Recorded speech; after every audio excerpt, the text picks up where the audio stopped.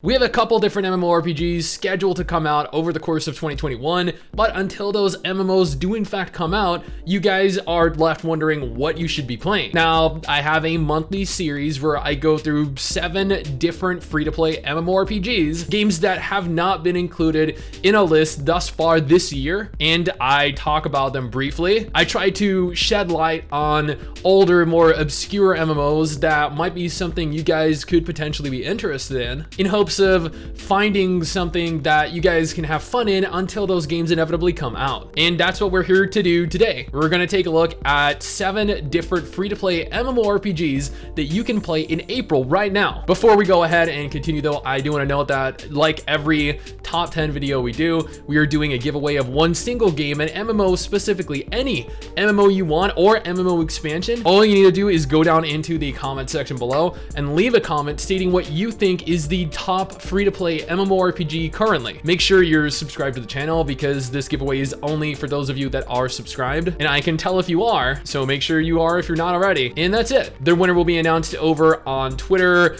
about a week or 2 from today. And also, real quick, did you guys know that we stream over on Twitch? Yeah, crazy, right? Every Tuesday, every Saturday, and every Sunday at 3 p.m. Eastern Standard Time for those of you that want to join us. We stream a lot of different MMOs over there, MMOs that we use the gameplay for in the videos that we do on YouTube. But you know what? Let's just stop right there and go ahead and jump directly into this video with Elyon. Elyon used to be one of the top free-to-play MMORPGs. This was a PvP-centric MMO that literally everyone played. Everyone loved this game until, admittedly, the later patches kind of killed a lot of what made Elyon unique. Elyon is a tab target, faction-based PvP MMO. You fight other players out in the world. You are split between 2 different factions, the Asmodean and the Elyon. The combat is very, very well done. The combo system, the classes are very, very unique. Elyon did a lot of things right. And back during the first, I don't know, a couple years of Elyon being relevant, this was the go-to MMO if you were looking for a beautiful, well-done MMO that had an extensive character creator, that had a lot of depth to its classes, that had a really great tab target combat system. And although a lot of changes have been made to Elyon over the course of the last few years, this is still one of the better MMOs out there, at least in my opinion. There's still lots of PvP that happens. The combat is just as good as it has ever been. The concerns that people have are there are a lot of pay to win issues.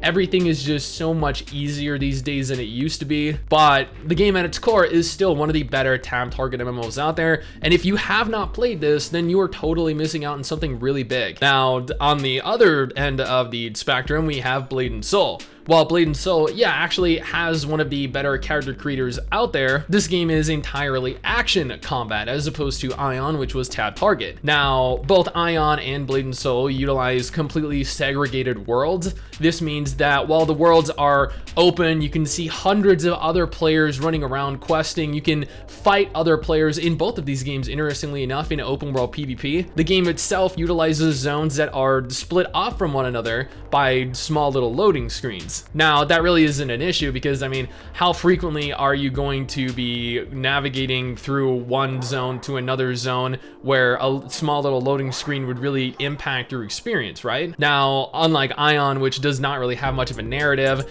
Blade & Soul definitely does. This is a game that has just an almost immeasurable amount of story in it. So much story that it takes 20-30 hours worth of sitting through to actually get through it. This story is interconnected, interweaved with the game overall. A lot of the game sends you through instanced single-player story, and therefore you can't participate in it with other players. But outside of those story instances, this is every bit an MMO as any other MMO out there. Now, Blade & Soul has a very beautiful world. It has a lot going for it. It has dungeons, it has raids, it has various PvP modes. There's lots of open world content, but much like Elyon, this is also published by NCSoft, and NCSoft are, I don't want to say a bad publisher, but they're not a great publisher by any stretch of the imagination. Thankfully, Tera is not published by NCSoft. It is published by Gameforge, who I know some people believe Gameforge is also a very bad publisher, but it is in no way as bad as NCSoft or Nexon or Gamigo even. Now, Tera utilizes the best action combat system in a free-to-play MMO, period. I know that there are going to be some people here that say Blade and Soul's combat is better, but Blade and Soul, while it does have an incredible combat system, does not have a complete true action combat system like Tera does. Now, Tera has a character creator. It's not nearly as extensive as Elyon or Blade and Soul, but it allows for you to still create a semi-attractive looking character, something that is unique in your own. Now, the combat in Tera is very different for every single class, and it involves no targets. You can freely aim wherever you want and unleash a barrage of anything onto essentially anything. There isn't really much of a narrative in Tera. I know that there are some people that believe there is a narrative in Tera, but trust me, I have played through this game like 10 different times from level 1 all the way through to endgame, and while there is some semblance of a story, there really isn't much. Now, if you're a fan of story in your games, and this is definitely not one of the games that you're going to want to invest your time into, because there really isn't much to kind of grip you and enthrall you in a story. But I mean, you know, like look at Black Desert, for example. That is also a game that does not really have much of a story, but has more population than pretty much all of these free-to-play MMOs combined. Star Trek Online is probably one of the only sci-fi MMORPGs that are currently left available. I know that there is Star Trek, there is PSO2, which is also an anime MMO, so I wouldn't necessarily classify it as a sci-fi MMO. We have Star Wars: The Old Republic, we have EVE Online, and maybe RF Online, I think, and that's pretty much it. Star Trek Online is a tab target MMO. It definitely looks and feels a little bit dated comparatively to Elyon, Blade and Soul, and Tera, but at the same time, don't let that dissuade you from playing this game. This game is a very, very deep game. It has a lot more depth to it than almost any other MMO out there. It provides you with a very extensive story, a story that has characters from literally every Star Trek TV series and movie there is. This is essentially what Star Wars: The Old Republic is, but in Star Trek form. Granted, I have not dedicated nearly as much time to this game as I probably should have, because honestly, and I know that there are going to be a lot of people that take offense to this, but I really didn't watch that much of Star Trek, any of the series really. I watched The Next Generation with Jean-Luc Picard because that was a really good series, but outside of that, I never watched Deep Space Nine, I never watched Voyager or any of the other series outside of The Next Generation. I did watch the movies with Chris Pine, so, and despite popular opinion, I kind of did enjoy those movies. Now, this game is definitely a unique one. It is not going to be for everyone, especially given who the publisher is. Speaking of who the publisher is, I'm going to be following Star Trek Online up with Neverwinter, who has the exact same publisher. Interestingly enough, I swear I did not plan this. I just chose 7 different games I hadn't chosen before, and this just happened to have followed Star Trek Online. Now, I recently did a video on Neverwinter. I played it for about a week and a half straight, playing nothing but Neverwinter, and let me tell you, this was a difficult game. While it does have kind of like a hybrid tab target action combat system, this game is a lot of fun. The zones are very large, but they are also split between segregated zones. So much like Blade and Soul, much like Elyon, much like Tera. Speaking of, I think every single game up until this point utilizes segregated zones. I think that is a common theme with MMOs outside of games like, I guess, World of Warcraft or Black Desert Online. Even Final Fantasy XIV utilizes segregated zones. Now, this game does admittedly have some of it locked behind paid purchases. You're unable to play specific races or classes without having bought them.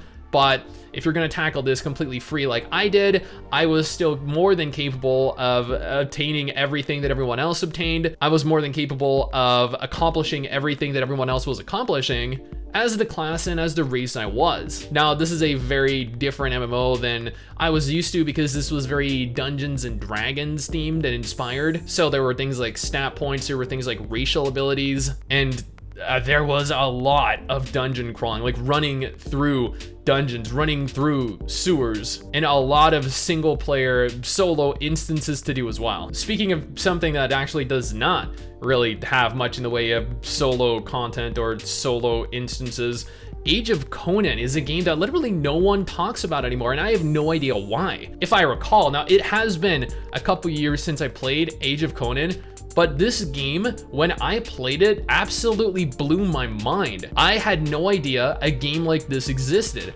This game is much more graphic, it is much more adult themed than I had ever anticipated an MMO being, and not in the way that there's just like a lot shown, but more just thematically with regards to the theme overall being so dark, exploring themes that you don't typically see in an MMO. That instantly made me fall in love with the game. My issue with the game though was the fact that there was no one playing it. Like, I played this game for probably 10-20 hours straight, and I just did not really see anyone else literally anywhere. And from what I remember, I think the game has all since been abandoned, which is really disappointing, because this was a game that looked better than all of its competition when it came out. This is a game that played better with its, and do not quote me, I'm not 100% certain here, but I recall it having a complete action combat system as well. I remember beating people with a stick back on the beach where I started. Now, if you're not interested in a game that is almost unlike anything else you've ever played, then you might want to skip this one. But this is more unique than almost any other MMO that you can play currently completely free. And finally, we're gonna talk about Secret World Legends, because this is another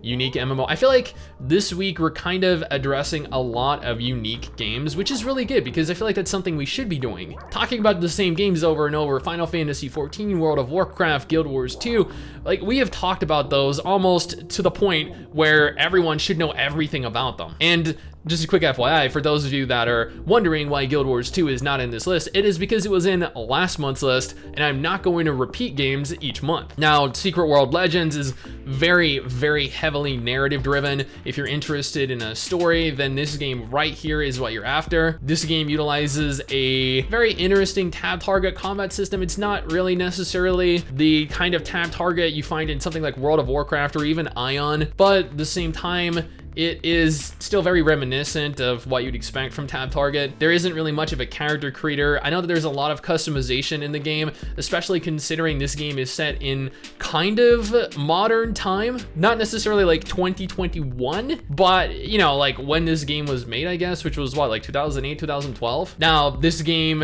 is set in a world that is essentially overrun with monsters, with aliens, with zombies, and a bunch of other weird supernatural monsters and creatures, where mankind has all but been pushed back to attempting to survive and almost becoming extinct, and is honestly set again in modern times, which is a theme that we do not typically see in MMOs. We have things like fantasy MMOs, we have things like sci-fi MMOs, but never something really that is set in modern day, which is really cool to see. And I could probably go on and list a bunch of other MMOs, but I feel like with the amount of MMOs that have shut down over the years, we're ultimately having less and less of a pool to choose from. So by dividing it into 7 games each month, then hopefully by the end of the year, I can essentially cover every single free-to-play MMO there is, and hopefully find something to get you guys interested, or at least into something new. Anyway, guys, that is it for me. Thanks for watching. Hopefully you enjoyed the video. Don't forget to subscribe for more content like this, and I'll see you guys next time.